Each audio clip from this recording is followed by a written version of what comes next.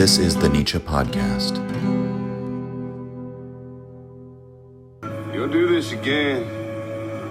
Time is a flat circle. Who said Nietzsche? Shut the fuck up. Somebody once told me that time is a flat circle, and it wasn't Nietzsche. It was Reggie Ledoux from the show True Detective.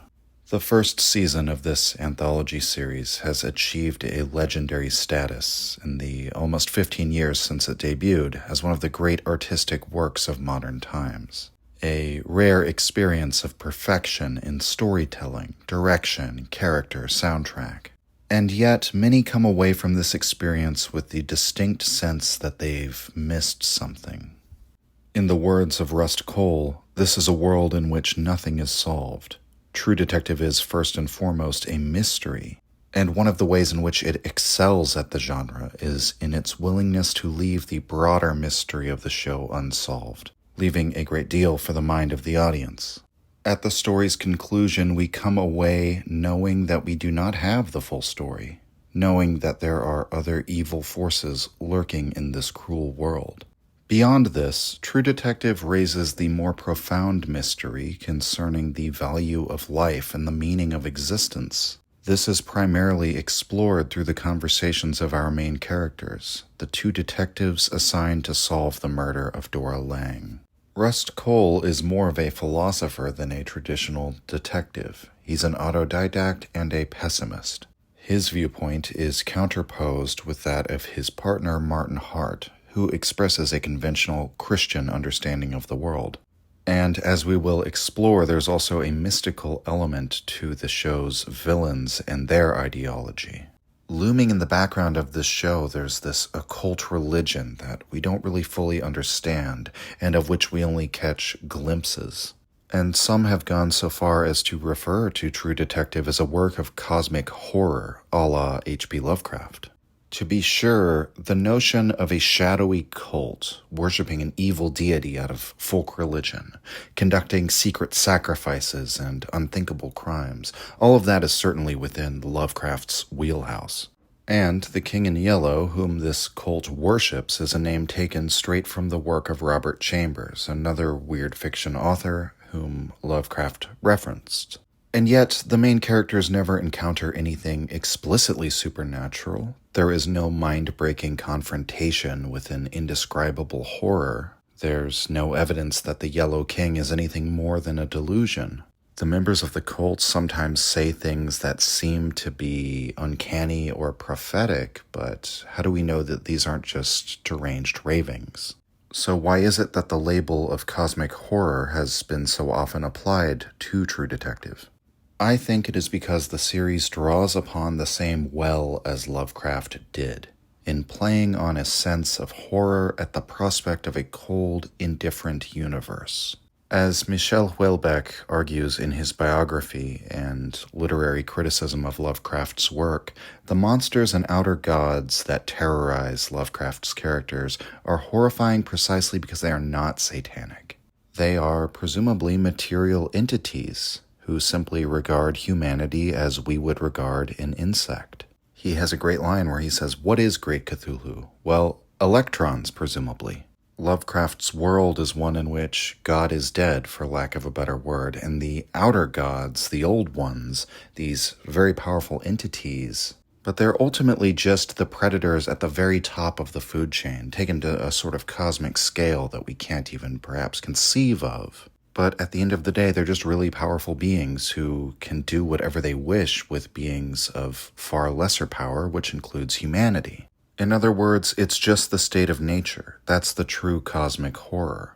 As we are the apex predators on Earth, our civilizations here seem to elevate us above the state of nature, but that illusion would shatter very quickly if we were to encounter beings that were far more powerful than us. Cosmic horror is thus the revelation that beyond or behind our civilizations, our moralities, our rational conceptions of what reality is, our religious fantasies about the meaning of life, there is a universe that doesn't care about us, with laws that we can't comprehend or conceive of. And whenever this world breaches through our protective walls, through the veils that we hold up to guard ourselves against it, we see the world for what it really is, a meat thresher, a world of devouring beasts.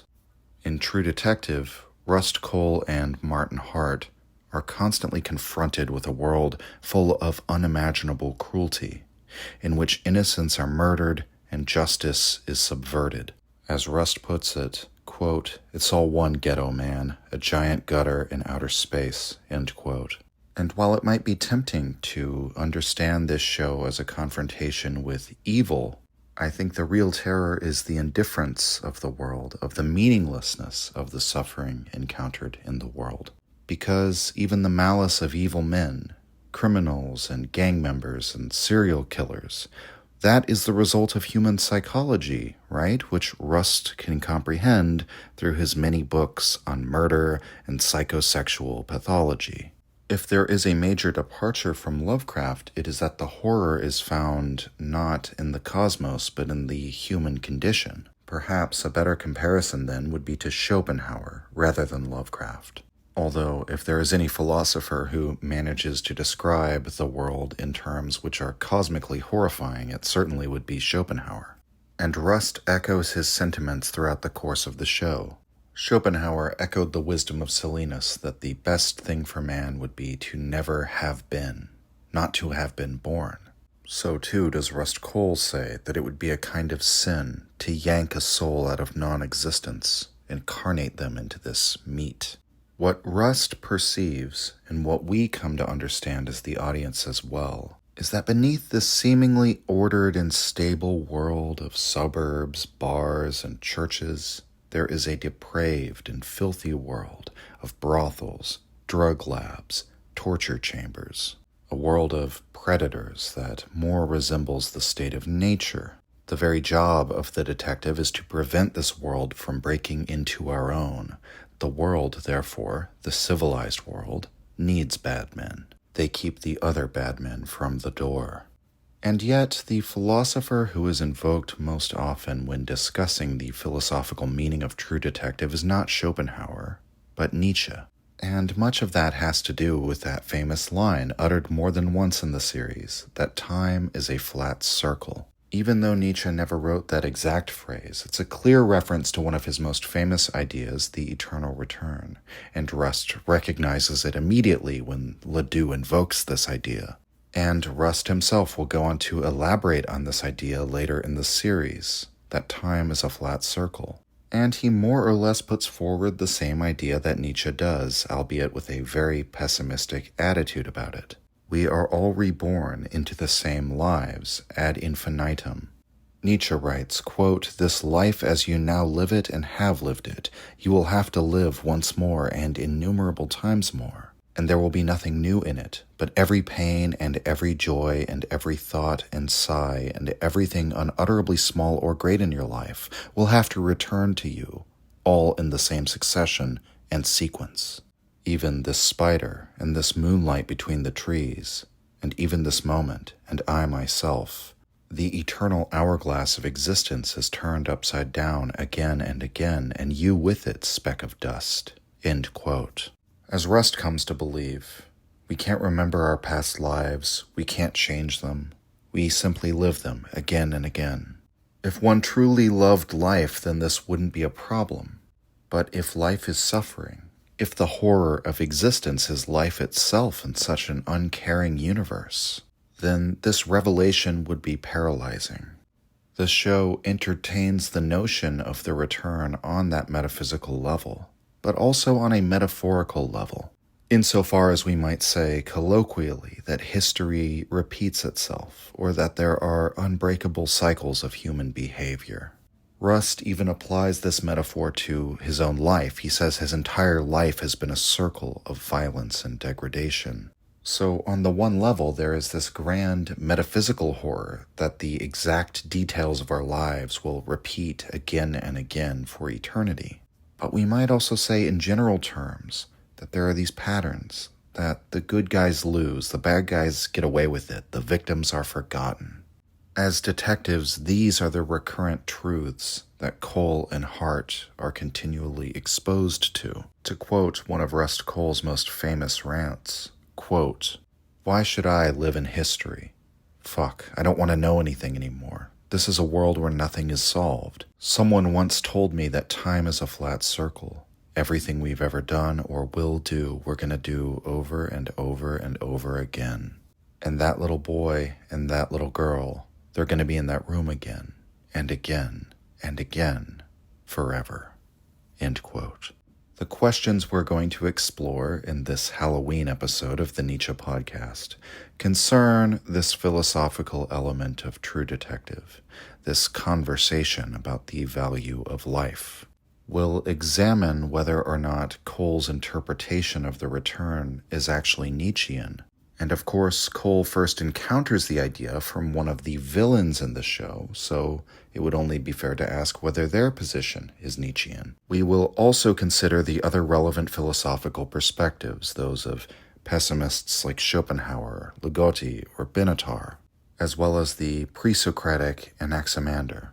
And I hope to decipher some of the philosophical meaning of the more enigmatic themes and symbols of the show, such as the motif of the mask or the esoteric meaning of the cult's beliefs. I should also say at this point that if you haven't seen Season 1 of True Detective, you should go watch it before listening to any more of this episode. It is, after all, a mystery show, and I don't want to spoil the show for anyone, but it would be impossible to give a real analysis of the show's philosophical content while trying to keep it free of spoilers. So, from here on out, you've been forewarned. But even for those of you who have seen this show, it may have been a long time for some of you, so we'll do a brief refresher. Rust Cohle and Martin Hart in 1995 are assigned to solve the case of Dora Lange's occult ritual murder. They follow numerous leads, which eventually suggests that there may be a pattern of killings, similar calling cards, so to speak, are discovered. The Devil Net, a primitive pyramidal artifact made of twigs connected to the folk religion. A preacher that the detectives meet say that they're supposed to catch the devil before he comes too close. The spiral, painted onto the backs of the victims, as well as paintings found at sites connected to the crimes, depicting the victims. Furthermore, the rumor that there are big people connected to these killings. Eventually, the trail leads them to Reggie Ledoux, who runs a drug lab producing meth and LSD, the same drugs that were in Dora Lange's system. Believing that they've found the killer, the two detectives execute Ledoux and his partner, which they cover up as a shootout, and find 2 children in captivity, one living and one dead. After carrying the kids out of the woods, in a heroic moment, the case is considered solved. But 7 years later, Cole begins to believe that the case in 1995 was much bigger than they'd initially thought. Perhaps the rumors that there were wealthy elites involved in some kind of cult had some truth to them. Cole eventually comes to suspect Reverend Tuttle, first cousin of the governor and part of a storied and well-connected family. However, the major orders Cole to stop looking into the case. Cole is suspended, and after Marty's wife cheats on him with Cole in revenge for his years of infidelity, the two have a violent falling out and don't speak for 10 years. Then, in the present day, which is the year 2012, Hart and Cole, both retired from police work, are interviewed by the detectives Pompanilla and Gilboa. We eventually learn that they suspect Cole himself might have a hand in these murders, given that many of the calling cards of the 1995 case have begun to appear again on new victims. Cole eventually approaches Hart with evidence that Reverend Tuttle was indeed involved in these occult ritual killings, and the two act as private detectives to locate the real murderer. In truth, the one responsible for the 1995 murders was not Reggie Ledoux, but Errol Childress. Childress is from a branch of the Tuttle family. He is an illegitimate child who was abused, and he still believes in the occult religion of his family. He has been acting independently, steadily accruing victims, mostly missing women and children, and he's been getting away with it for decades. In a final confrontation in which both detectives are hospitalized and Childress is killed, Cole and Hart are vindicated. And finally, after a near-death experience, Cole seems to overcome his previously nihilistic views and expresses a somewhat hopeful sentiment about life at the conclusion of the show. As we know, these three time periods are not presented in succession but are interwoven in the narrative. This is not only masterful storytelling but serves a thematic function. We perceive the repetition of the same terrible events in these different timelines. The Yellow King returns again and again across decades. And by using this story structure, we also see how our two main characters are not always being fully honest in their interviews. We come to learn that each of the three main characters wears a mask. There are hidden worlds for Cole, Hart, and Hart's wife Maggie. For Marty Hart, it is his love affairs, but more than that, the distance between his avowed morality and his actual choices. He expresses many times that family is the most important thing, but he sabotages and destroys that family life. Maggie, meanwhile, reveals herself to be capable of enacting a very dark revenge upon Martin. Her use of Cole to get revenge on Hart is one of the most shocking scenes in the series, and not something that we as the audience necessarily would think that she would be capable of. And as for Rust, he's clearly very skilled at dissembling and withholding information, but strikingly, he is the most honest of the three. In a way, his pessimistic philosophy lays all of his cards on the table, so to speak. Even when speaking with Pompanilla and Gilboa, where it might be better to withhold some of that dark philosophy, Cole is totally willing to express his disturbing ideas, not hide who he is. And yet, in many ways, Cole is more moral than he might let on, and he seems at times to be more moral than all the other people around him.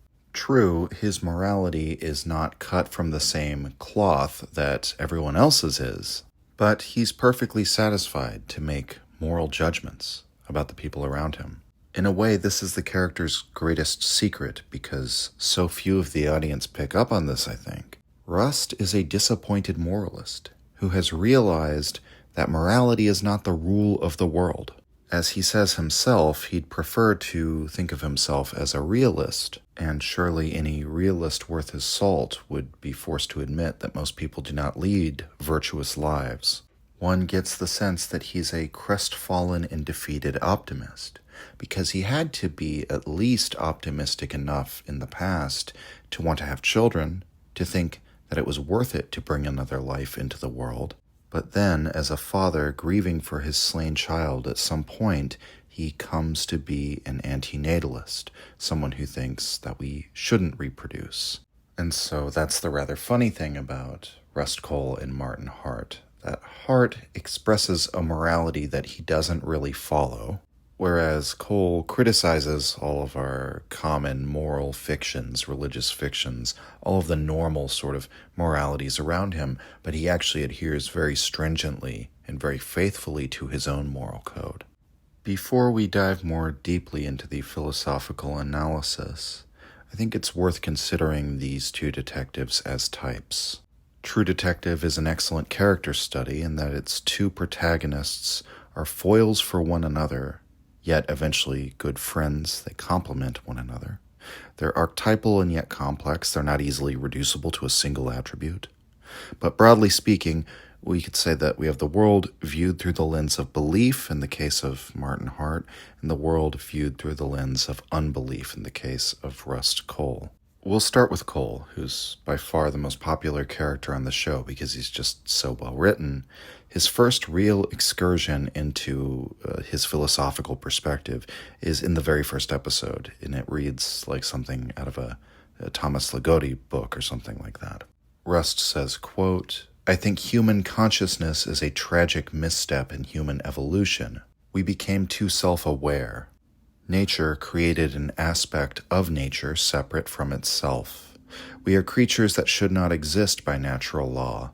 We are things that labor under the illusion of having a self, a secretion of sensory experience and feeling, programmed with total assurance that we are each somebody, when in fact everybody's nobody. I think the honorable thing for our species to do is deny our programming, stop reproducing, walk hand in hand into extinction, one last midnight, brothers and sisters opting out of a raw deal." End quote. So we have pessimism, the illusion of selfhood, and antinatalism. These are the main aspects of the way that Cole sees the world. And he sees a tragic condition for the human race. It's not so much that we are fallen creatures, akin to Adam and Eve, right? Who we might live in a paradise if it weren't for our wickedness. Rather, it's the world that is wicked, the world as the state of nature. Nature is that meat shredder that we mentioned earlier, the cycle of reproduction and consumption that never ends. It's cruel, at times it's torturous, and above all, it's indifferent. The flaw in humanity is simply that we're conscious of these facts. Unlike the rest of the animals, we can see the whole picture. We can perceive the meaningless, cyclical cruelty of an animal existence. And after having glimpsed this truth, we can't unlearn it. So there's a real harm to gaining more knowledge, more awareness of the human condition. The only thing we can do to escape this tormenting thought of the true nature of our existence is to escape into illusions. We might say moral and religious fictions. Even the self is a kind of illusion. We're not really a continuous, consistent being, a personality or a soul. Instead, we are just, as he puts it, a secretion of sensory experience and feeling. Perhaps we could say the flickering memory of discontinuous states. Our experience of selfhood is an emergent property of the afflux and reflux of impulses within the body. We create this phantasm of a personality in order to feel a sense of coherence. And this is a kind of contradiction in Rust, and it's one that's not lost on Marty, even if he expresses his objections in layman's terms. That sounds god-fucking awful. What gets you out of bed in the morning if you think that?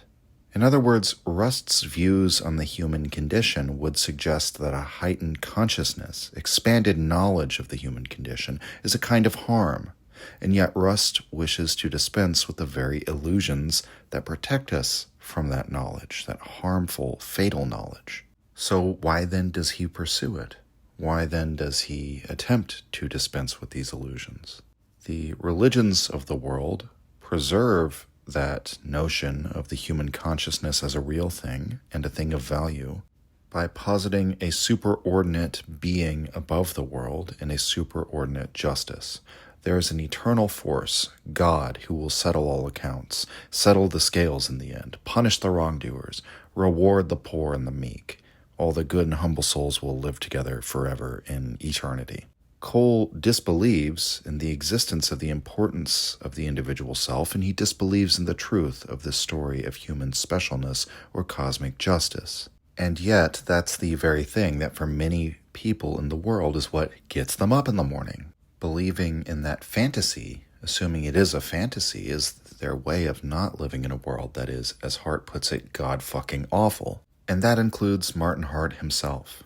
Now, if I were to steelman Cole's pessimistic viewpoint when it comes to these ideas, ultimately he seems to believe that the religious leaders are mostly fakes and con artists. And within the world of True Detective as it's presented to us, given the religious people that we meet over the course of the show, Cole is correct. As the two detectives watch the preachments of the Reverend Therio, Cole describes how he thinks this process works to Marty. Quote, "Transference of fear and self-loathing to an authoritarian vessel. It's catharsis. He absorbs their dread with his narrative. Because of this, he's effective in proportion to the amount of certainty he can project. Certain linguistic anthropologists think that religion is a language virus that rewrites pathways in the brain, dulls critical thinking." End quote. On some level, Cole's observations here may resemble those of a new atheist, someone like Christopher Hitchens, who makes a dismissal of religion on the basis that it's the manipulation or exploitation of gullible marks. And to be fair, Cole doesn't single out religion for this kind of treatment. The preacher is no better or no worse than any other type of human being. Fundamentally, Cole isn't just pessimistic about religion, he's pessimistic about people. He sees the essentially predatory nature of mankind, and he sees it everywhere. Again, this is, in a way, the main horror that the characters are contending with. We are animals. We're still engaged in that same process of devouring and parasitizing off of one another.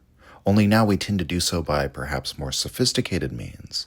Now many do so economically, or by ensnaring hearts and minds, getting people to follow them through charisma. And it's not as if Cole has all of these negative words for the preachers while sparing his own profession. He describes the police as dangerous men who can do terrible things with impunity, and most of the other cops he sees as corrupt and untrustworthy. In sum, this type of judgment could apply to the entire human race, as we see in his exchange with Marty while at the religious revival. Hart asks him, I mean, can you imagine if people didn't believe what things they'd get up to? Cole replies, exact same thing they do now, just out in the open. Hart counters, bullshit. It'd be a fucking freak show of murder and debauchery, and you know it. Cole's infamous riposte to this is that, quote, if the only thing keeping a person decent is the expectation of divine reward, then brother, that person is a piece of shit. And I'd like to get as many of them out in the open as possible, end quote. What we may notice from this is the repeated theme of Cole's covert moralism. Though he doesn't believe in the conventional morality premised on divine commands, he feels justified to stand in judgment of all of these believers, as Marty asks him sarcastically, can you see Texas up there on that high horse? And in a way, Cole's judgments on mankind are even harsher than Christianity's judgments, because his worldview seemingly involves no redemption. He can be harsh to the extreme, such as when he tells Charlie Lang that it was his fault that Dora Lang was targeted. Marty tells Rust he could have been a bit too hard on Charlie, to which he responds, quote, he asked about his end first, so fuck him. And Cole goes on to say that he finds it amusing the things that Hart gets soft about. There's also that infamous scene in which he tells a woman who murdered her own infant, after getting her to write out a confession, that she should kill herself at the first opportunity. In other words, Cole has very low expectations for mankind, and yet he doesn't seem to have any use for the redemption of religion. He seems to be perfectly comfortable to pass judgment on mankind, and his suspicion is that religion does little more than hide our true nature. Again, it's something like an illusion, a collection of big and little lies about life, and yes, it is used for the predator's benefit, the benefit of an authority figure. But that's not fundamentally different from the freak show of debauchery that already goes on. In fact, it is Cole's understanding of human psychology and his ability to manipulate the religious narrative that is his secret power in getting confessions. He says he knows that everyone is guilty, everyone wants to confess his sins, and he manipulates suspects into doing so, only to immediately abandon them to the despair and horror of their impending punishment.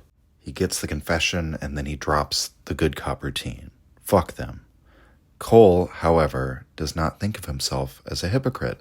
Certainly everyone is acting according to their programming, including himself, but this doesn't necessitate the forgiveness of all wrongdoing. Rather, Cole sees moral determinations as necessary for life, and he defends his right to make such judgments near the end of the series. Quote, as sentient meat, however illusory our identities are, we craft those identities by making value judgments. Everybody judges all the time. Now you got a problem with that, you're living wrong. End quote. Cole certainly has his excesses and his flaws, and he is, as he admits, exceedingly dangerous. But Martin Hart's flaws are less subtle. And in a way, he's far more dangerous because of his inability to control his impulses. Obviously, he can't control his sex drive, as evidenced by his multiple affairs that eventually end his marriage. Further, he can't control his rage, which frequently erupts. At Cole, for example, when he voices his suspicions about Marty's affair, or at the boys who sleep with his underage daughter. There's a particularly interesting scene from the 2012 timeline that reveals a lot about Hart's character. Hart says, quote, I've seen all the different types. We all fit a certain category. The bully, the charmer, the surrogate dad, the man possessed by ungovernable rage, the brain.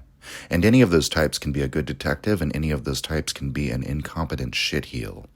Gilbo asks, which type were you? Hart replies, oh, just a regular type dude with a big-ass dick, end quote. In a way, Martin Hart represents all of these types throughout the series. He bullies Charlie Lang, he bullies the bartender at the strip club, he bullies his mistress's new boyfriend. And yet he's also a charmer. He's a ladies' man. He's a likable, charismatic guy. It's only because of Martin Hart's reputation that Cole is in any standing at all with the police department.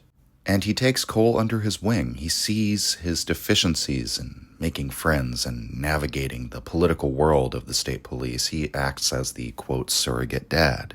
When he executes Ledoux, when he beats the two young boys in their jail cell, when he attacks Rust in the parking lot, he becomes the man possessed by ungovernable rage. And while some might consider it a stretch of the imagination to refer to Martin Hart as the brain, he even comes to this role in a way at the end of the story. It is Hart who manages to find the clue that leads them to solve the case. But it's just the fact that Hart does play all of these roles without any self-awareness of being any of them that is most revealing about his character. Hart doesn't really engage in much self-reflection. He simply sees himself as a regular type dude, as he says. He's unable to see his own idiosyncrasies and flaws. He responds to the question with crude humor. Maggie tells us as much about him, quote, Marty's single big problem was that he never really knew himself, so he never really knew what to want, end quote. In this way, Martin Hart is an exemplary case of a psyche that exists in a kind of anarchy, as Plato might have described it. According to Plato and the properly governed self, reason rules, and it brings the thymos, the spirit, within its power, uses it to control the passions or desires. A man who can't govern himself in this way will be led astray by whichever impulse happens to be strongest at a particular moment. Ironically, it is Hart who often expresses the more conventionally moralistic language, often waxing philosophical about the importance of faith and family, and even forgiveness. While, as we see from his private life, he is every bit as debauched as the criminals he is charged with arresting, he's very bad at forgiving, and again his actions destroy his family life. The criminal underworld, that predatory world that Hart is tasked with keeping from the door, as it were, is also driven by unrestrained sexual desire, by anger, and by the desire for control and domination. The only difference is that Hart has a badge and a gun. He has the sanction of the community and its morality.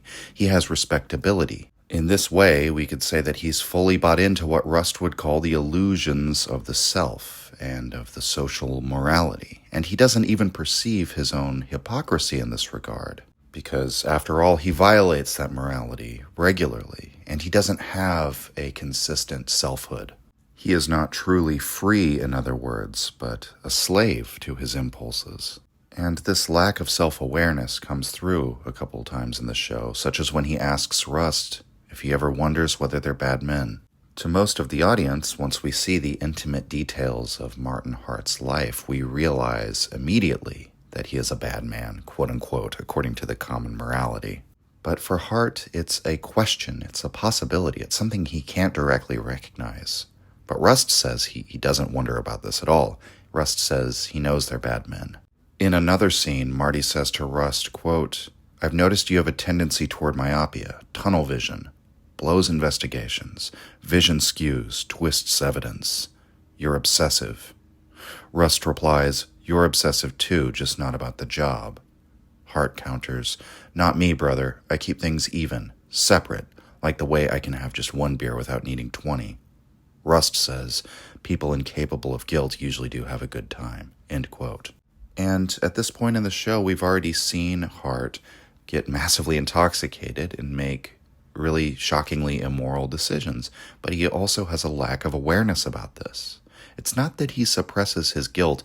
Rust says he's incapable of it, because he's able to rationalize his actions under this illusion of who and what he is.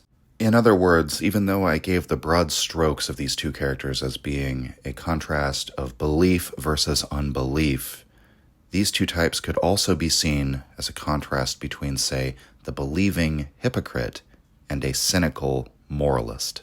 Hart thinks that the conventional religious rules that Cole sees as mere delusions actually do keep people in check. He thinks that the stable, orderly world that the detectives maintain is somehow qualitatively different from the grimy, cruel world that they combat. He thinks that joining the Promise Keepers, quitting alcohol, will sate the demons of lust and rage in his soul, only for them to rise up and seize him again. Eventually, Hart comes to despair with the realization of what he's lost. And surprisingly, Cole, after his near-death experience, will come to see some hope for humankind, almost as a kind of religious revelation. In a way, the two detectives are mirrors of one another, more similar than they would like to admit, and this is revealed in the way that they change places by the final conversation in this show. But we'll talk about that at the end of this episode. But now I want to get on to this notion of time as a flat circle and consider whether this statement truly is an expression of a Nietzschean view of the world, as well as how Nietzsche might understand these characters and their ideologies. But in order to do this, we have to first understand the ideology of the cult of the Yellow King, which is where the expression really comes from within the universe of the show. Rust is first told that time is a flat circle by Ledoux, and Reggie Ledoux is presumably part of this cult. He claims to Charlie Lang that he has been to Carcosa, which he describes as some old stones in the woods where rich men go to commit killings. It's possible that Carcosa is more than a physical place, which we'll discuss in a moment, but it seems that Ledoux is at least peripherally a part of this cult of the Yellow King. We might imagine that the rich and powerful members of the cult, primarily members of the Tuttle family and its offshoots, would be among its most prestigious members, but the cult seems to rely on other members with connections to the criminal underworld to procure drugs for their ceremonies and perhaps to procure victims. Again, we never get a full explanation of how the cult operates. We don't know its scope. We don't know who among the wealthy and powerful are involved, except for a few key figures. And we don't know what they really believe other than what we can gather through clues and secondhand information. Errol Childress, the serial killer who is responsible for many of the murders, is evidently only one initiate among many. We can probably understand him as a deranged member of the organization, the product of physical abuse, probably the product of inbreeding, and it's likely the only reason we know about the cult at all is because Errol begins operating independently, following the doctrines of the cult, even after perhaps its members have moved on. We would never have known about the ritual murder of Marie Fontenot by many participants, all masked, if it weren't for the actions of Errol Childress. If Childress hadn't killed Dora Lang, thus putting Rust onto this case, thus eventually leading to Rust stealing the evidence from Reverend Tuttle's house. Cole only took such a drastic measure because he'd become aware of the cult's activities through Errol's actions. As such, Errol Childress is only the tip of the iceberg, so to speak. But we could perhaps draw a few conclusions about the cult's beliefs from some of the statements that Errol Childress makes over the course of the show, as well as the mutterings of Reggie Ledoux and Sam Tuttle's former housekeeper, who offers a few more hints. What I would propose is that the cult of the Yellow King represents a form of Gnosticism. While it is tempting to call it a Luciferian form of Gnosticism, there is a striking absence of satanic terminology or imagery utilized by the cult. The term satanic is applied to their symbols by one of the cops in the first episode, but this is the mid-1990s. It's an era near the end of the Satanic Panic, and the Satanic Panic, by the way, lasted considerably longer in extremely religious states like Louisiana. The preacher in the first episode refers to the cult's wooden iconography as devil nets, but this is also from his Christian understanding. He's commenting on a folk tradition that he only seems to have second-hand knowledge of. All of the labels of satanic, in other words, come from external sources. This is how a Christian worldview would understand this cult, but it's not how they would understand themselves. Almost all of the terms the cult invokes come directly from the work of Robert Chambers, the Black Star that Ledoux raves about, the writing on the wall of the shed referencing Casilda and Camilla, Carcosa and the Yellow King. All of this comes from Chambers. And there are, I think, two reasons for this. One is that it provides a fictional mythos a series of key phrases, perhaps characters' ideas, that comprise that mythos that can't be associated with any existing world, religion, or belief system. Secondly, in the short stories collected in the volume The King in Yellow, there is a recurring plot device of a play that is called The King in Yellow that, when read past the second act, drives the reader insane. And that's a repeated trope in weird fiction. Lovecraft utilized it to a great degree. And so the thematic significance in the context of True Detective is obvious. The cult of the Yellow King is a force that can drive those who know about it to madness. And why would that be? Well, because it reveals the horror of human existence. The cult's members, like the outer gods in a Lovecraft story, are ultimately predatory animals. They torment, they rape and kill, and they do so with impunity.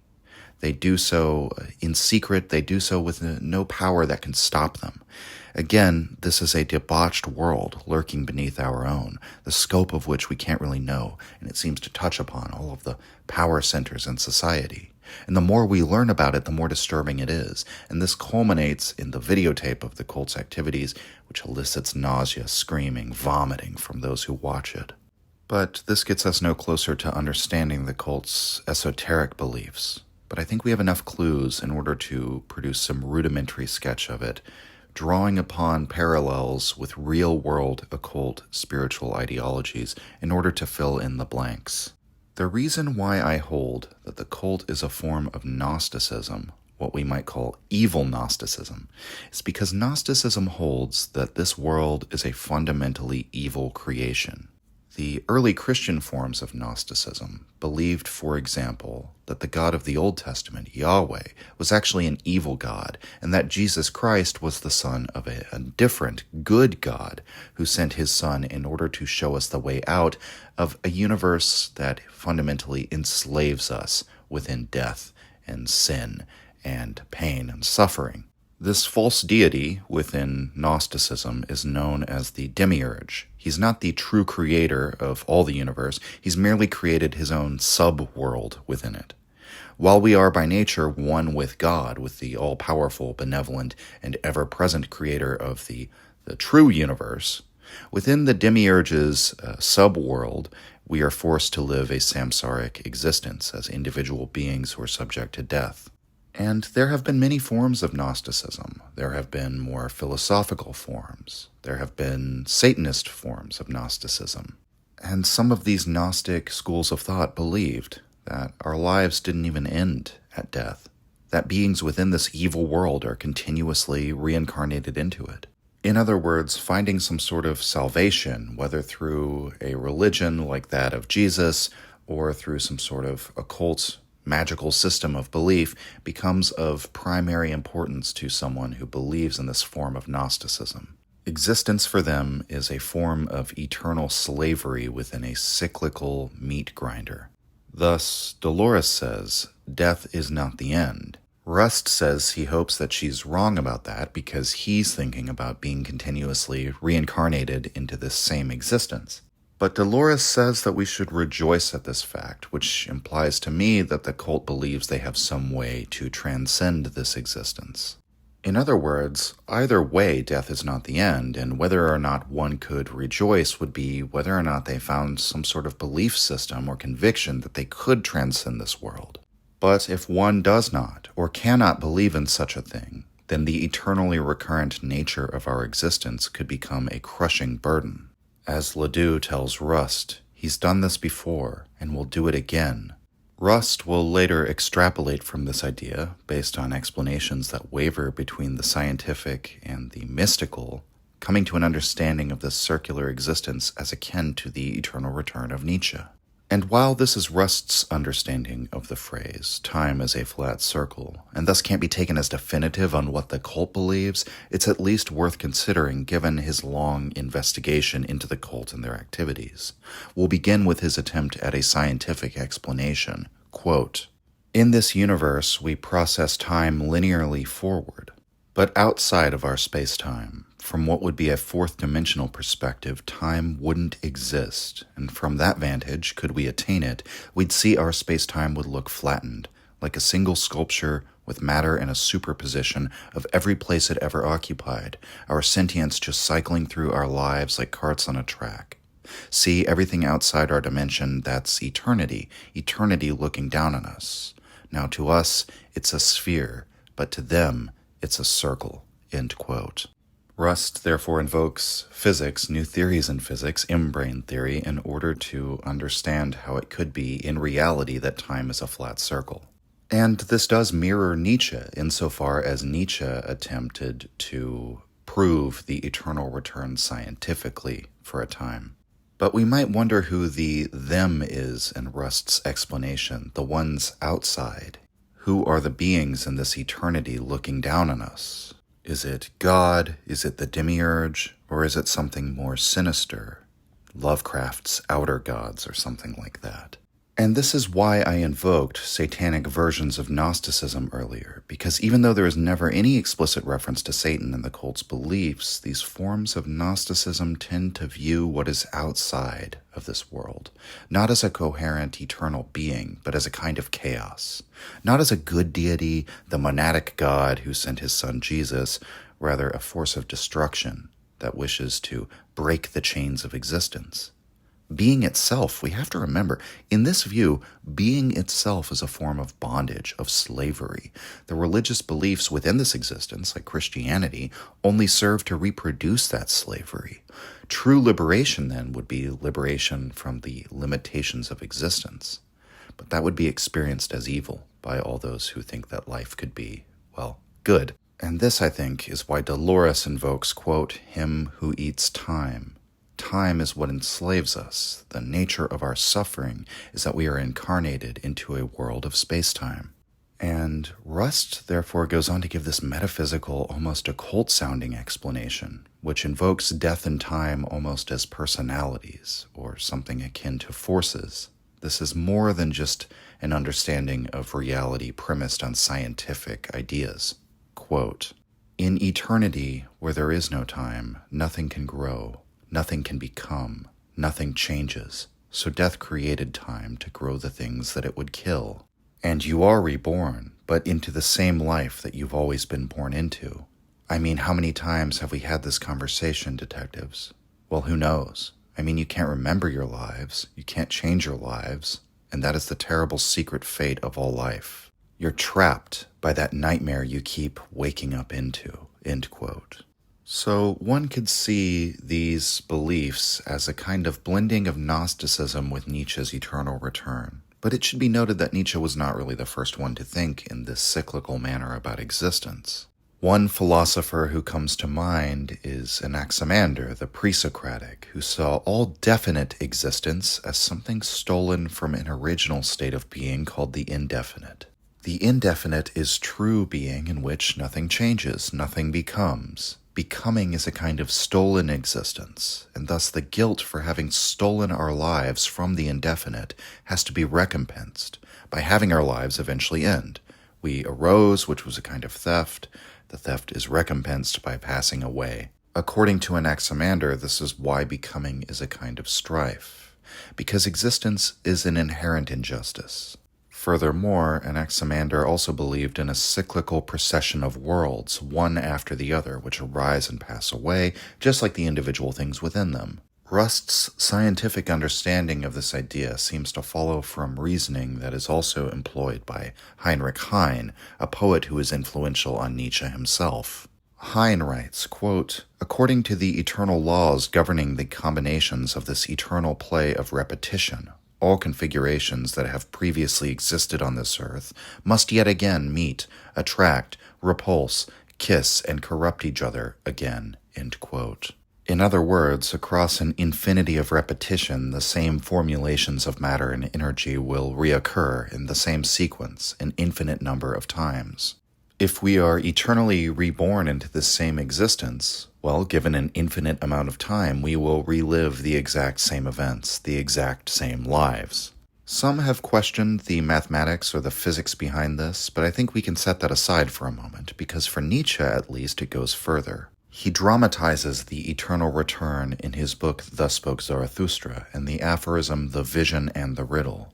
As one stands under a threshold marked with the word moment, One can look ahead to an eternity on the road before him, and look behind to an eternity on the road that he just came by. He could follow either road forever, but Zarathustra says that they are the same road. Rather than a linear infinity, it is a circular one in which there is no beginning and no end. In such a circuitous structure of time, one would infinitely return to the same moment, again and again, but only after having made a tour of eternity on that circuit each time. This allegory is meant to portray a circular structure of infinite time, which is a way of squaring the circle of infinite regress of causes and effects that always troubles the materialist view of the universe. Religion gets around this by appealing to a first cause. Nietzsche deals with it by suggesting that the past and future meet in the single moment with an infinite circuit between them, but nevertheless a circuit. This is almost impossible to conceive of, but we can at least conceptualize the result. We live our lives exactly as they are, an infinite number of times. We might imagine that the same would be true in the flesh prison created for our souls by the demiurge. Rust puts it more colorfully. Perhaps the demiurge is death itself. He had to negate the static eternity, the indefinite state of true being, which we might call God or the monad. And thus he creates time so that he can kill and destroy within that time. Its structure is a flat circle, meaning that we are always returning to the same moments in the same sequence. The most helpful clue as to what the cult believes comes from Errol Childress. Quote, "My ascension frees me from the loop of the disc. I'm nearing the final stage. Some mornings I can see the infernal plane." End quote. Childress says this in a mock British accent, which he imitates from watching the television. This is an aspect that I want to return to because it reveals something really interesting about Childress. Not only as regards the personality disorders of some psychopaths, but also as regards Klosowski's interpretation of the eternal return in Nietzsche and the Vicious Circle and the notion of the mask. For now, let's just consider what Childress is saying. That somehow he is achieving an ascension that frees him from the loop. He is somehow rising out of the flat circle of time, and he believes that he's nearing a final stage at the end of which is the infernal plane. This is a somewhat paradoxical thing to say because inferus means beneath the earth, and yet Childress says he's ascending. This seems to confirm that the idea of time as a circle is key to the cult's ideology. They believe that we live in this world of enslavement, this slaughterhouse of becoming.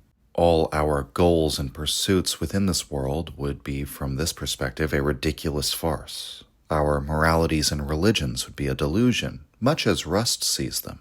The difference between the cult of the Yellow King and the ideology of Rust Cohle, or the Christian Gnostics for that matter, is that I think we can infer from this that Errol Childress believes that through his ritual killings he is somehow freeing himself from the flat circle.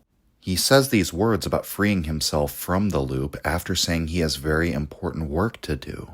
Presumably the work that he has to do is not painting or landscaping, as we see by implication when later he turns down a free lunch at the school because he says he has lots of work to do, only to eerily stare at one of the children, implying that, again, this is the real work that he's referring to. In order to understand this notion of ascension, I think we have to look to the imagery of the spiral. The spiral appears to be circular, but is actually a subversion of the flat circle.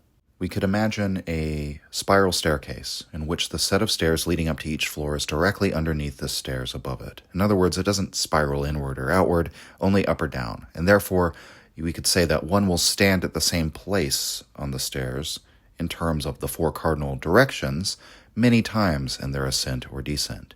But yet, as they continue on the stairs, they're not simply returning to the same position. They're achieving a gradual movement upward or downward. So the spiral is a movement that in some sense resembles the circular. It returns you to the same position if we regard it from one axis or another, but it's actually not purely circular. And eventually, you exit the staircase on the top floor, or the bottom floor for that matter. So where is the spiral depicted? Well, primarily on the backs of victims, but also Childress himself and Ledoux bear the spiral markings. He has one on his back as well. And just to look at this from a psychological perspective, we could remember Childress's words, where he talks about the things they did to me, the things I'll do to all the sons and daughters of man.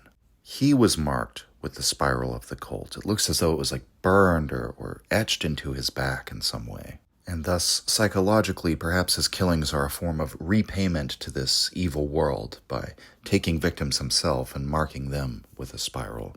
But if we were to look at this philosophically or metaphysically, in terms of investigating the ideology of this cult, we might think of the numerous invocations of the children of the Yellow King, or the fact that Childress tells Rust to go down the bride's path in Carcosa. Perhaps the sacrificed victims are like the brides of the Yellow King, in the way that nuns are the brides of Christ. The spiral, therefore, heralds the activities of the cult and marks the children of the Yellow King. And at least Childress, we can infer, believes that these ritual sacrifices are part of a process of spiral-like ascension. Now, we might wonder how such a thing would work. How is it that committing these ritual sacrifices would ascend you out of the flat circle? I think there might be a connection here to some occult beliefs, specifically the occult beliefs of some black metal bands. And if you think it's far-fetched that Nick Pizzolatto would be familiar with the beliefs of these black metal bands, it has been alleged that he was familiar with Eugene Thacker's In the Dust of This Planet, which was essentially a book on pessimistic philosophy, which discussed the beliefs of these bands in great detail. Satanism is usually invoked in this context, but again, I think that's because we are looking at these beliefs from the outside in, from the perspective of a Christian society and what they would think about these beliefs. But within some of these cults, there's a similar worldview that ties transgressive activity and sacrifices to this process of escaping a samsaric reality. The most important example would be the group known as the Temple of the Blacklight. And we might think of Reggie Ledoux's invocation of the Black Star in this context. These ideas are explicated in their text, the Liber Azaret. And a close reading of the book reveals that this group is not really satanic insofar as they present numerous ways of understanding their belief system through various mythological traditions. They invoke the Enuma Elish, the Greek myths of Typhon, the Egyptian figure of Set, and they have an inverted Kabbalistic system of magic. And from my understanding, in later years, they even embraced Santa Muerte in Latin America as a valid expression of their beliefs. In other words, these various names for whatever the opposing force is to our universe are sort of like placeholders that could explain the beliefs from various religious perspectives within our world. The reason why I invoke this belief system here is because the members hold that by violating the moral rules laid down by demiurgic religions and living a lawless existence to the fullest extent, they could escape existence, become one with the chaos that is outside this world of limitations. One of the members of this cult, Salim Lamouchi, who founded the band The Devil's Blood, described this chaos as a thousandfold epicenter, as a time outside of time. He described the universe as a chain around our necks, destroying us, binding us, making us small. In his conception, hell is pain and pleasure in equal measure, existence of all possibilities at once and yet their simultaneous non-existence, a yawning infinite that is continuously expanding and contracting, beyond human conception. The key point is that by committing moral transgressions, one can become freed from the demiurgic circle, and the main way to do this is through ritual sacrifice, ritual murder. In the mindset of the black magician, the most powerful sacrifice produces the best result.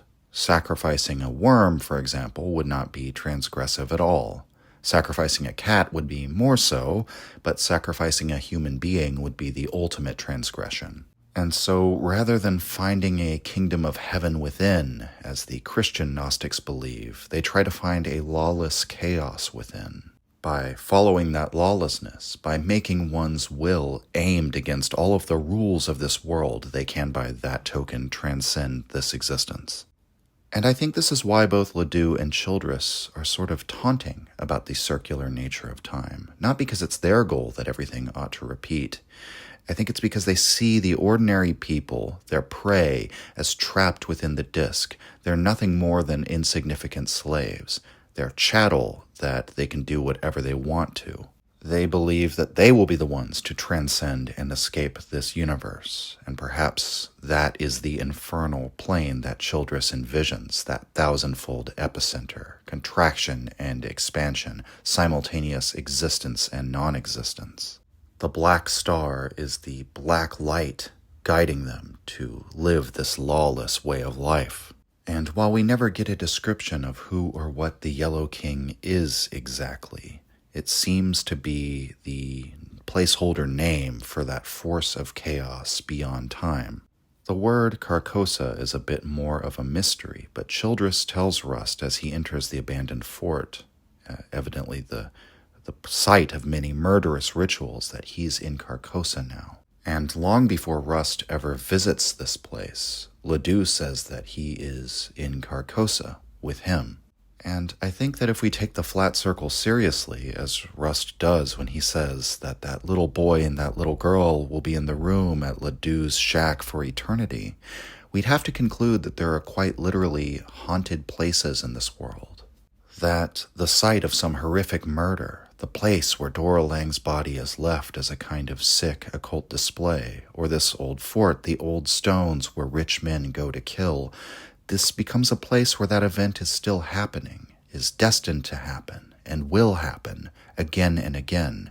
You could say it's eternally happening there forever. If you ever visit Carcosa, then you're always there, quote unquote. This is why Carcosa is both a physical place, but also the eternal reality of the things that have happened in that place that will now haunt the location. I think this is why in the final episode we linger on a number of shots of the places where these terrible things occurred. The places are now haunted. They're now eternally the places of evil. It's no longer simply a tree in a field. It's the site of an occult ritual murder. It's the site of a predatory being dominating and tormenting and killing an innocent for all time. I think this is the true meaning of Carcosa within the cult's ideology. They believe they've created a metaphysically evil place. And so after all of this, we have to ask, what would Nietzsche make of this? And that's a great irony, because Nietzsche would probably have a good laugh at both the pessimistic viewpoint of Rust, the Christian attitude of Marty, and the esoteric doctrines of the cult. Earlier, I invoked Schopenhauer to help describe Rust's attitude towards life, and I think this is fairly informative here. While Schopenhauer didn't necessarily argue that our selfsame life will return exactly as it is, he did argue, as Rust does, that our individuality is an illusion. Schopenhauer means this metaphysically, in the sense that our divided world that we represent to ourselves is a falsification of its true character. The world is, in fact, only the blindly striving will. We ourselves are just this blindly striving will, and will itself is timeless and spaceless and endures forever. So upon the passing away of our individual form, life itself will continue, and as we are a part of life, we will continue as part of that becoming. This is what Schopenhauer called the indestructibility of being. He writes, quote, "For it is true that everyone is transitory only as phenomenon, but on the other hand, as a thing in itself he is timeless, and so endless. But also only as phenomenon is the individual different from the other things of the world. As thing in itself, he is the will that appears in everything, and death does away with the illusion that separates his consciousness from that of the rest. This is the future existence or immortality." End quote. And elsewhere, Schopenhauer continues, speaking of, quote, "the decomposition and reconstruction of the individual, in which will alone persists, and assuming the shape of a new being, receives a new intellect," end quote. The problem for Schopenhauer, therefore, is not death. Death is, in fact, an illusion. The problem is life. The problem is that we are continually reconstituted into this world, that, again, we could describe in colorful terms as a meat thresher. And Schopenhauer even admits that if a man truly affirmed life and wanted his life to continue indefinitely, he would actually have nothing to fear in death. Schopenhauer writes, quote, A man who had assimilated firmly into his way of thinking the truths so far advanced, but at the same time had not come to know through his own experience or through a deeper insight that constant suffering is essential to all life, who found satisfaction in life and took perfect delight in it, who desired, in spite of calm deliberation, that the course of his life as he had hitherto experienced it should be of endless duration or of constant recurrence, and whose courage to face life was so great that in return for life's pleasures he would willingly and gladly put up with all the hardships and miseries to which it is subject, such a man would stand with firm, strong bones in the well-grounded, enduring earth, and would have nothing to fear. Armed with the knowledge we confer on him, he would look with indifference at death hastening towards him on the wings of time. He would consider it as a false illusion, an impotent spectre, frightening to the weak, but having no power over him, who knows that he himself is that will, of which the whole world is the objectification or copy, to which therefore life, and also the present, always remains certain and sure." End quote. This is a prefiguration of Nietzsche's eternal recurrence. Schopenhauer even uses the term constant recurrence. But from Schopenhauer's philosophical perspective, a happy life is impossible. Frankly, he doesn't believe that this type of person who can take perfect delight in life can really exist. Life always eventually disappoints us, because life is fundamentally full of suffering and tragedy. But again, in posing this possibility, he anticipates Nietzsche, the thinker who posited the eternal return, but as a potentially positive belief. And this is the main difference between Nietzsche's outlook and the outlook of basically every character on True Detective. We already considered the passage in which Nietzsche presents the idea of the return. He dramatizes that passage as though it were a revelation given to you by a demon. He poses it as a hypothetical. What if some being were to appear and tell you this?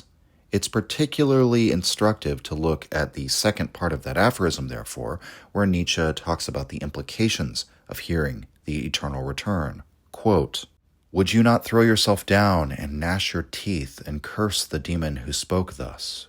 Or have you once experienced a tremendous moment when you would have answered him, 'You are a god, and never have I heard anything more divine'? If this thought gained possession of you, it would change you as you are, or perhaps crush you. The question in each and every thing, do you desire this once more and innumerable times more, would lie upon your actions as the greatest weight. Or how well disposed would you have to become to yourself and to life to crave nothing more fervently than this ultimate eternal confirmation and seal?" End quote. Nietzsche accepts basically all of the things that Rust Cohle accepts, that human life never really escapes the state of nature. It's a false dichotomy between our civilization that's orderly and good and just, and the predatory, filthy, evil world that we place on the outside. Nietzsche would probably take moralities and religions more seriously than Rust does. He thinks they can actually change human nature by changing our values. They're not just mere illusions, but nevertheless he would likewise agree with Rust that they are human creations, not of divine origin. And he would probably look at Marty's Christianity as quaint naivete. Nevertheless, Rust's pessimism in Nietzschean terms is a sign that Rust has life-denying instincts. The problem for Rust isn't the eternity of everything. It's that he judges everything that exists as fundamentally bad. If that judgment were to somehow shift, Rust might actually be able to celebrate the eternity of everything. But how could Rust celebrate this world that eats its own children? The violence against children is a persistent theme in the backstories of the characters. Remember that Rust was forced into undercover work after he unloaded his gun on a drug dealer that injected his infant daughter with PCP. Marty quits police work after finding a baby that a junkie put in the microwave to try and dry her off. Once again, these aren't even malicious acts. Even the marshland Medea, the woman who kills her infants that Rust gets to confess, she doesn't seem to have sadistic intentions, she just seems to be mentally ill. In other words, it's just a matter of course that children are killed in this world. The death of Rust's own daughter is not at the hands of some sadistic killer, simply a meaningless, random occurrence that nevertheless marks the ultimate tragedy in his life. How could such a person with these experiences come to affirm life and existence? The cult's cruelty is on another level, however. It's not just that children are killed through insanity or negligence or ignorance or carelessness, but active malice. And it's a bit harder to determine what Nietzsche might say about the cult's esoteric beliefs because esotericism isn't something that Nietzsche comments on a whole lot, but he would surely have some sort of psychological explanation for them. Perhaps it's a form of active nihilism, a way of becoming a monster in order to deal with this monstrous world. Or as Samuel Johnson said, becoming a beast to get rid of the pain of being a man. Perhaps the cult is simply nothing more than the rationalization of psychopathic predators. After all, most religions and moral systems are simply a reflection of the way of life and the power position of those who create these belief systems. Perhaps their cruel rituals and sacrifices are simply acts of revenge against existence, cloaked in religious language, and many have alleged that about Childress. But ultimately, I think Nietzsche would recognize that their ideology is another metaphysical otherworld, an attempt to escape from life. That is really the key. The characters who preach the doctrine of the flat circle almost uniformly view it negatively. The cult because they think they can escape it, and Rust because he sees it as inescapable, as the terrible secret fate of all life. And thus, we are forced to conclude that even as the show draws on Nietzschean ideas, no one in the show really has Nietzschean ideas. Nietzsche meant his eternal return as a kind of test or challenge. He writes in his notes that, quote, "A doctrine is required, strong enough to have the effect of breeding, strengthening the strong, paralyzing and breaking the world-weary," end quote. The thought of the return, uttered by a madman, Reggie Ledoux, is so powerful that it seems to paralyze and break Rust. He's perhaps the most world-weary person that you can imagine. He says it himself. He doesn't want to live in history anymore. The world is just a ghetto in outer space. He thinks that basically everyone is guilty, and therefore so is he. For the cult, the doctrine of the flat circle effectively makes them into militant nihilists who no longer seek for anything meaningful in this world. They simply follow their most horrifying impulses in the name of transgression, hoping to escape this reality thereby. But from Nietzsche's perspective, in reality, none of their rituals will ever have that effect of changing the structure of time. One could only make that mistake if they did believe, as Anaximander did, that there is a moral element to existence, that somehow morality is tied to the very metaphysical makeup of reality or something like that. And then you could believe that acts of immorality somehow free you from it. But if existence is fundamentally innocent, it's simply Mother Nature doing what she does, and existence is simply the interaction of clashing forces, some which are strong, some which are weak, all of which tell these stories about how, what they're doing is justified and moral and, sanctioned by their belief system, then from that superordinate Nietzschean perspective, you wouldn't assume that morality or immorality has some effect on whether we exist or not. That's another key difference from Rust. Nietzsche also sees everything as governed by the law of the jungle, quote-unquote, but he doesn't condemn mankind on this account. Rather, he thinks of us as just another species of animals. Nietzsche thinks the feeling of sin is fundamentally a delusion and a harmful one, whereas Rust disbelieves in the religious version of sin, but still feels as though he's in a position to judge mankind. He looks at the world as governed by the law of the jungle and is disgusted by it. But there is one final aspect of the show I do want to discuss insofar as I think it's a hidden Nietzschean influence in the show. It's one of the more subtle themes, and it's not brought up quite as much, but that is the motif of the mask. The mask is first invoked not by the cult, but by the Reverend Joel Therio. And I'll read the parts of his sermon that are audible in that scene. Quote, "You were as blind to him as your footprints in the ashes, but he saw you. In every disguise, every gesture false or true, in every silent resentment, he saw you in those dark corners. He heard you. Oh, my brothers, he heard those thoughts. Now I'm here today to talk to you about reality. I'm here to tell you about what you already know. All this, is not real. Your angers and your griefs and your separations are a fevered hallucination, one suffered by us all, we prisoners of light and matter." End quote. So, within the Christian worldview, we live in a false reality, just as in the Gnostic worldview. The difference is that the world was not created by evil. The mainstream Christians don't believe that. Rather, it was created by a good God, but then the world becomes cursed by sin as a result of Satan and the actions of human beings. And that after that fall from grace, the expulsion from paradise, we live in a world severed from God, severed from eternity. And God, after all, is the source of all life in Christianity. And our real existence will therefore be to be born again to eternal life after our natural death. We're born into a kind of false life in the here and now. The object is eternal life. And Therio describes a hypothetical existence here as one in which we wear disguises. He goes so far as to say, quote, "You are a stranger to yourself, and yet he knows you. The face you wear is not your own," end quote. So we wear disguises, we give gestures, false and true. We live in blindness of the real world, which is the divine. And thus, when Therio says he wants to talk about quote-unquote reality, he's not talking about the world we see around us through our fallible senses, which is like a hallucination. He's talking about the real reality, which is eternity, the kingdom of heaven. And importantly, he also describes this existence as a kind of prison, a prison of light and matter. These are all very old ideas. The distinction between truth and mere appearance. The idea that the world as it appears is an untrue world. The world itself is like a mask for the real reality behind things.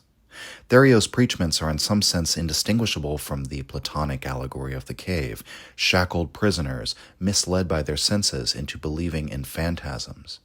The only difference is that in Christianity, unlike in Platonism, it is not reason that leads you out of the cave, but a savior. And Marty tells him after this sermon, by the way, good preachin'. We might wonder how much of this Marty really picked up on, but Marty's not an idiot. We can take it that he genuinely thinks this was good preaching, and that he probably accepts the conventional Christian worldview that this is indeed a false, sin-cursed world. And Rust would be completely in agreement with Nietzsche when he targets this belief as he does and criticizes it. And yet, there is a sense in which the mask that Therio invokes is something very real from the Nietzschean perspective, or the perspective of Rust Cohle, but it's experienced and perceived in a different sense than Cohle would perceive it. And the best way to put it, I think, is to understand Nietzsche's assessment of the intelligible world, the way it stands in relation to the sensory world. Plato supposed that the sensory world was false, that it was a mere appearance, that behind that appearance was an intelligible truth. In Christian terms, it becomes a metaphysical truth. But in both cases, we have what Heidegger calls a suprasensory world, layered above the sensory world. But Nietzsche, Heidegger argues, inverts Platonic metaphysics. He says that, in fact, it is the suprasensory world that is false. That is the mere appearance. The world of intelligibility, of abstract concepts, or this metaphysical conception of the divine. The sensory world is in fact where the truth lies. In other words, paradoxically, the truth is appearance. What appears is what exists, and what does not appear and remains merely conceptualized or abstracted is precisely the unreal. Consciousness, therefore, is mendacious. Whatever is conscious is a superficial skin. It is with the intellect that error occurs, and Schopenhauer would agree with Nietzsche on this, by the way. And for that matter, so would Cohle. We all think that we are somebody, but in fact, everybody is nobody. This whole world of the ego consciousness that we create, that is the fundamentally false world. That is the mask. And so the mask becomes, in this inverted Nietzschean metaphysics, in this new formulation, something very different. In the Christian formulation, the mask is our physical form, we might say.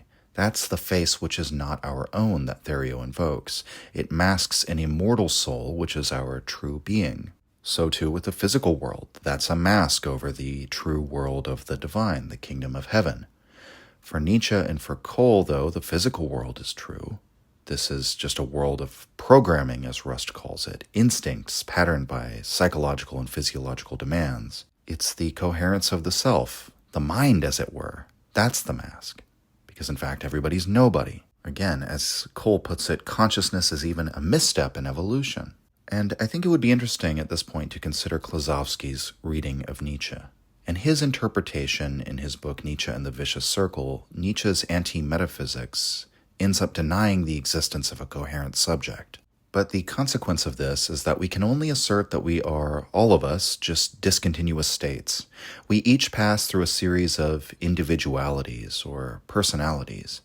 Again, these individualities are just the fluctuating inner states, our programming, and whenever there is a state of particular intensity, we invert this inner content into intentions, into identities, into the moral, responsible, subjective personality.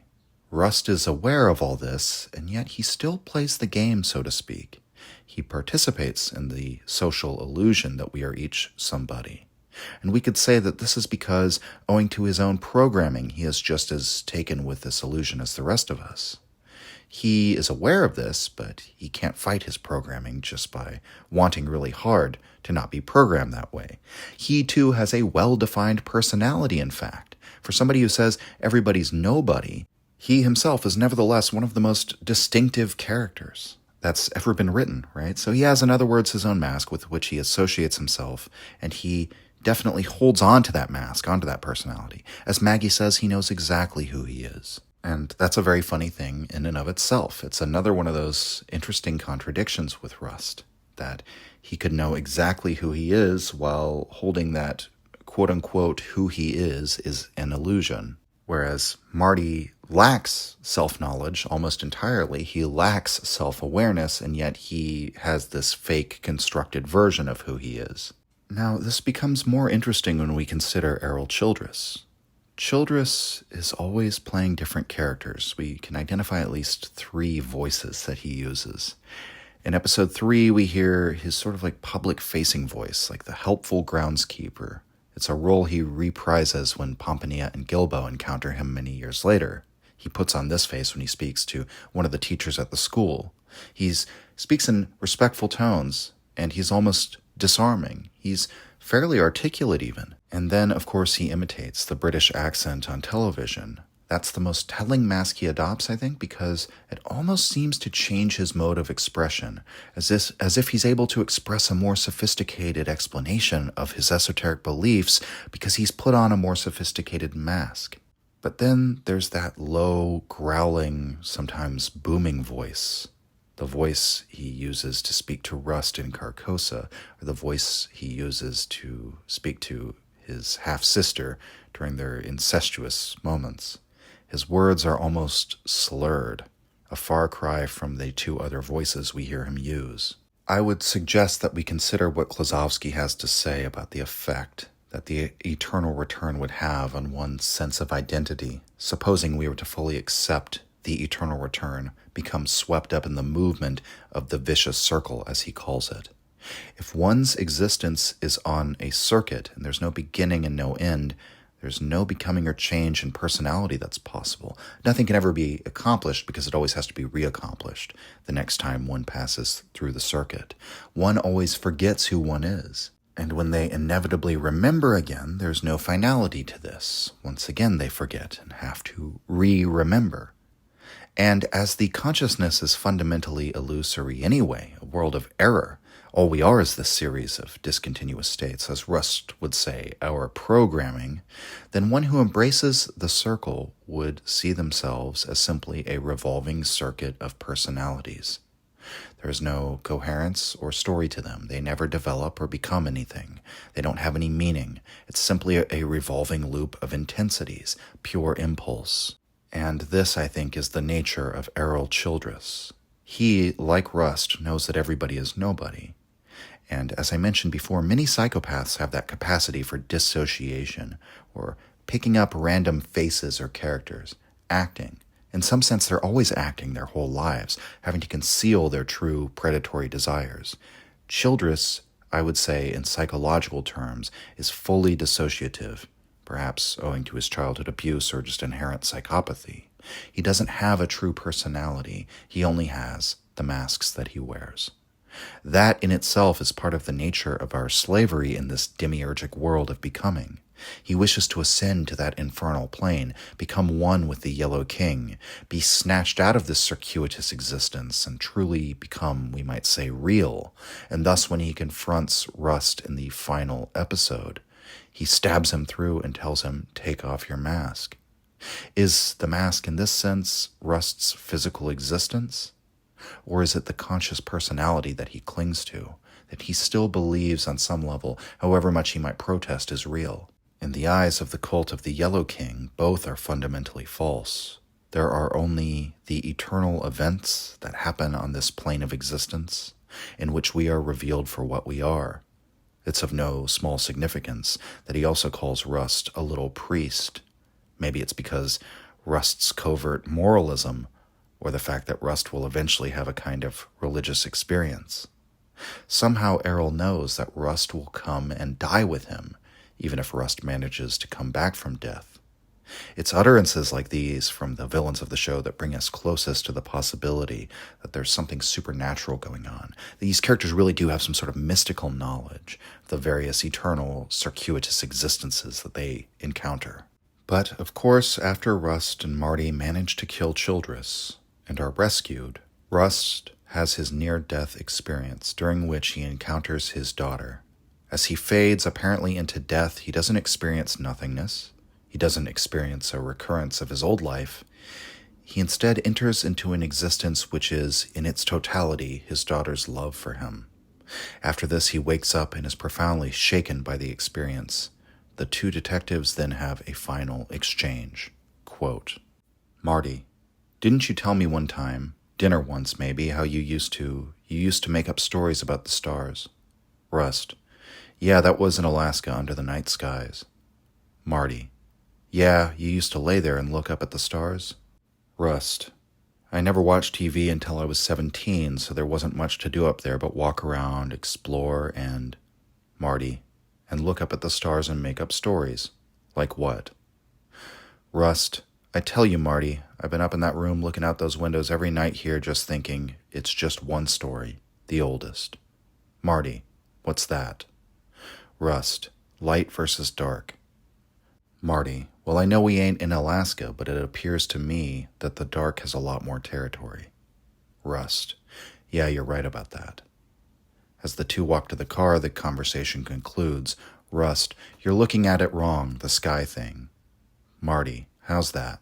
Rust, well, once there was only dark. You ask me, the light's winning. End quote. The most surprising thing for many viewers is Rust's sudden turn towards optimism. But that much is obvious, and I'm sure most of you can disentangle the meaning of all that on your own when you might have a religious experience and become perhaps more life-affirming. What strikes me about this conversation is the way in which Rust's new outlook denies the flat circle. Because if the light can win, and if there can be a course of development from darkness to light, from a disordered abyss to brilliant stars, light, energy, life, well, then we're no longer within a cyclical view of time. This, I think, is Rust's revelation. He's now thinking in terms of a beginning, darkness, and an end, the victory of light. The significance is not that we're moving from a negative view of life to the positive. The significance is that we're now moving in any direction at all. The circular movement is denied. So does Rust have to abandon the eternal return in order to have an affirmative view of existence? Well, at times Nietzsche also presents a view of human history as a course of development. We might think of the revaluation of values in The Overman. He thinks of mankind as something aimed at a higher state. For our purposes in this episode, I think we'll leave the implications of combining the eternal return and the revaluation of values. We'll leave that to one side. What is important is that Nietzsche also allows for this kind of thinking, even if he holds it simultaneously within a cyclical way of thinking. I think it's more important, though, to recall Nietzsche's saying in The Gay Science that many ways of affirming life are possible. There are many possible suns, or many possible stars, that could shine upon us and allow us to feel as though our life is justified. Rust does not escape the flat circle by becoming a Nietzschean.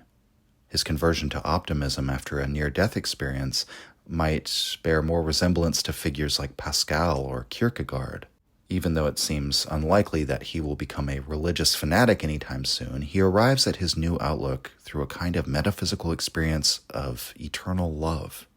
Rather than accepting the cruelties of this phenomenal world as eternal. It's not rational, it's a leap into the mystical. But such strong experiences can have this effect and produce a personality change. I don't think Nietzsche would be so concerned with the metaphysical grounding of Rust's new lease on life. Nietzsche makes it clear that one thing is needful: to find a way to justify one's existence, one's way of life. If that involves discarding the circle, so be it. And thus, we may conclude by saying that Nietzsche's ideas are not so much represented by any character within the drama of True Detective. Rather, the show takes the potential horror of Nietzsche's idea of the eternal return, which Nietzsche himself could potentially paralyze or break the world-weary, and embellishes it into a belief bordering on the occult. It becomes intertwined with the disturbing Gnostic doctrine of a fundamentally evil world, one in which we are trapped as slaves or prisoners. Fundamentally, the show is more of a tribute to the work of pessimists such as Schopenhauer or Ligotti, far more than it is to Nietzsche. And yet Nietzsche might have some interesting observations about the falseness of the conscious personality in the mask, about the possibility of finding your own star. And I think above all he would appreciate the story of a nihilist, someone who judges life with the ultimate negative value, coming to be a believer in life if nothing else. No one can say that Rust Cohle achieves this transformation by ignoring the evil of the world. In fact, he has confronted it more fully than most of us ever will, if we're lucky. Perhaps Rust Cohle becomes not an optimist, but what Nietzsche would call a pessimist of strength, one who acknowledges everything hard and terrible about existence and yet, nevertheless, finds the strength to embrace it. That concludes this Halloween episode of the Nietzsche podcast. There are so many other interesting things about this show, so many details and nuances that I could have covered, but I wanted above all to convey the central, philosophical ideas as I see them. Leave any of your own observations or insights in the comments, anything you think I should have covered about the show, or your own philosophical ideas about it, the ways in which you think I'm totally wrong in my interpretation. And before we go, I just want to tell a little anecdote. Years and years ago, when my band was on tour in the western U.S., I brought along True Detective on a flash drive. None of them had seen it yet, other than myself. This was about 2014 or so, and we watched it together in installments, basically just on a laptop, either at night in hotel rooms or at somebody's house that we were crashing at, whatever the case may be. And it's always a good feeling whenever your pick for a show or a movie goes over really well with your friend group. And so I was very pleased that everybody loved it. We all got really entranced by it. And we were quoting the show to each other, listening to the soundtrack while we drove, all that jazz. And so anyway, we get to this place called the Yucca Tap Room in Tempe, Arizona, right outside of Phoenix. And that place is still there. I mean, I played there last year in my new band, actually. But they have this annex next to it. And at the time, it used to be like a restaurant, like a burger bar. I don't think it is anymore. I think they just have pool tables there. But at the time, they were serving food. And they had all these coffee mugs hanging up there behind the bar. And Sarah, our tour manager, sees they have a big hug mug. That's the mug that Rust ashes his cigarettes into throughout the interview in the 2012 timeline. And, where that's the receptacle for the ash from his Camel Blues, right? And apparently the big hug mug, the originals, it was like a whole thing. It was a fad. It was a popular brand. And there were some knockoffs made even, but the originals, by this time, you could find them selling online. They were collectible. It wasn't a lot of money, but it was anywhere from we saw one for $50. So anyway, we see this mug, and Sarah asks, "Can we buy that mug from you?" And they tell us at the bar, "These are just the mugs we drink our coffee out of. We don't really serve people any drinks in these mugs." It had no special value to them, and so they said, "Sure, $5." We checked the bottom of the mug, and it's a real original big hug mug. And it's not like we were going to sell it. We wanted it for the sentimental value, right? For the value as being an artifact from True Detective. And so we were just over the moon. We were literally ashing our cigarettes into that thing. Rust also drinks Lone Star, right? That's the national beer of Texas. And obviously we're from Texas, so that was what we always drank. So we did a bit of Rust Cohle LARPing, you might say. But somebody still has that big hug mug, though I honestly can't remember which member has it in their possession. It sure isn't me. I do know that for a fact. But anyway, it was a funny story. It was serendipitous. And True Detective has, in many funny ways, intersected my life like that. I mentioned Selim Lamucci, the Satanist musician, earlier. He was the leading man in one of my favorite bands ever, and reportedly, according to his sister, he was watching True Detective in the final days of his life before he killed himself. She said it was the only thing that he even bothered to keep up with, the only thing that he cared about in his depression. And he committed suicide before the last episode aired. And I've sometimes wondered if it could have saved him if he saw the last episode. It seems a bit fanciful, but you never know.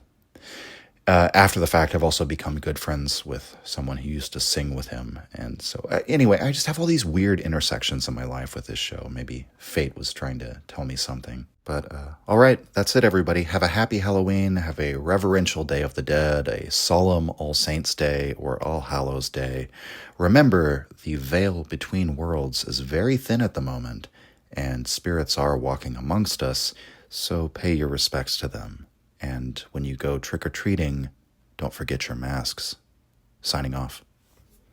If you enjoyed the Nietzsche podcast or found it helpful, you can visit us and support the show at patreon.com/untimelyreflections. The link is in the description.